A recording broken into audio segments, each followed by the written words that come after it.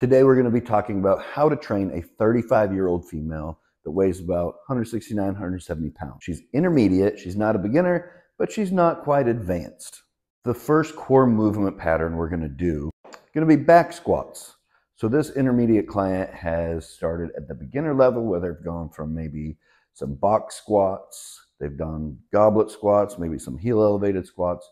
They're ready for back squats. So when we start with the client with back squats, we're probably going to give them a little bit of a warm-up rep to find out how they're feeling that day, get everything kind of moved up after we've done our 5 to 10 minute warm-up, hitting all of our kinetic checkpoints, right? So let's put about 3 sets.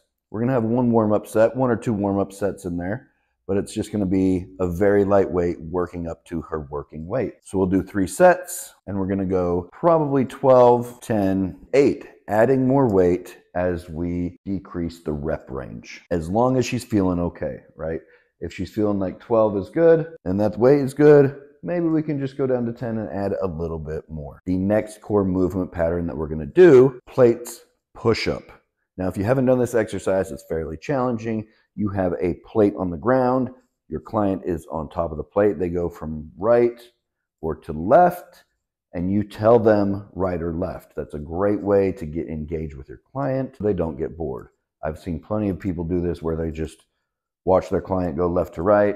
I like to turn it into a game and keep my clients guessing. Get engaged with your clients. Put them on the plate, tell them left, tell them right. They're gonna go whichever way they go. You can go left, left, left, right, right, right. Really confuse them. Wear them out a little bit. That's why they came to you. Plate push-ups. Our first accessory is going to be the bear with shoulder tap. So you put them in the bear position, have them tilt their pelvis, round their back, really push in, keep that core engaged, tap their shoulders.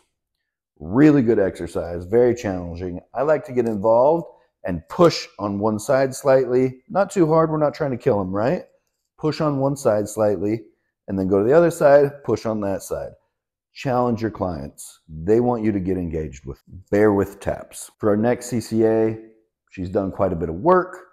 We want to do the bilateral patterns, usually at the very top, work our way down. Next, we're going to get into hip thrusts. With hip thrusts, we can start at about 15, work our way down from 10 to 12, maybe even down to 8 if we can load them up enough. But we don't want to go too crazy loading them up on hip thrusts unless they're strong enough. So maybe we do a warm-up set, 3 sets. We'll go 10, 8, and 6. Hip thrust, 3 sets by 10, 8, 6. That's after maybe 1 or 2 warm-up sets to get them to the working weight. The next core movement pattern we're going to do is lat pull downs. Really challenge them on their vertical pull. Now with this one, if my client also has a goal for doing pull-ups, I like to give them a little bit more weight.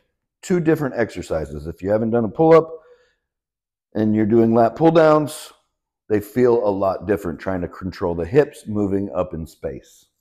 With this one, we're going to go probably a little bit more reps. So 3 by 15, 12, 10. The next accessory we're going to do is going to be Copenhagen planks. Now what we're going to do with this Copenhagen plank is we're going to put her knee up on the bench. We're also going to have a band attached on this other knee as she's planking. We're going to attach it at 2 different spots, and we're going to have her hips act like scissors. She's going to come up and back down using her adductors, really, really working her adductors.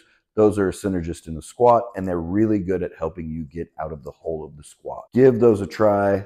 You'll see a video of them. Next core movement pattern is going to be a reverse lunge. We've worked a lot of bilateral pattern. We're going to work a reverse lunge pattern, the unilateral pattern. So reverse lunge, unilateral, we can have her step back. Now, if that's a little bit too easy, we can elevate her front foot, and we can have her step back from the plate there. Change it up a little bit. With this exercise, as long as she's fairly competent and she looks good, we're going to go 3 by 12, 10, 8. And when we're doing the reverse lunges, we want to think about maybe having her step back and hold it for 1 second in the down position and then coming back up. The next core movement pattern that we're going to do is RDLs. Now this is going to work the glute in the lengthened position because we're moving our pelvis back in space That glute has to wrap around our hips and then drive to come back up. So RDL is a really, really good exercise to work the lengthened portion of the glutes. With that, we're going to do 3 sets of 10 across the board. Nothing crazy, just really work that in the lengthened position. Make sure she has really good hip extension, not driving her knees forward, and then move on to the next accessory. So with this client, since she's a little bit more intermediate, we're gonna end on another core movement pattern. That one is going to be the landmine press. Now, it's not normal that do a CCA, CCA, CCC, but we have an intermediate client that we're training. With this client, since we've already worked the vertical pull, we're gonna work the vertical push. For this landmine, we're gonna do 12, 10, 10. Nothing too crazy, finish off, let her have some fun. One thing with the landmines that I like to tell people is to drive through their elbow and not their shoulder, right? It's a really, really good cue that's worked for a long time. Have your clients do it, see if you can tell a difference. After we finish these, what we're gonna do is a squat challenge. Squat challenge. Now, with this, I like to do a body weight squat challenge. So you start at 15, have your client hold a low squat position. While your client is doing 15, you have to hold this. As soon as she finishes her 15, you start doing your 15 body weight squats. Once you finish, she does 14. Once she's done, you do 14. The entire time that you're not squatting, you're holding the squat position. This kills my legs, kills her legs. You get a workout, you're laughing, you're crying at the same time, and you're building that camaraderie. Remember that you are the tool for your client. She can go anywhere and work out. You want to make it fun, you want to stay engaged, and you want to make sure that she comes back because you know how to train, because you showed up.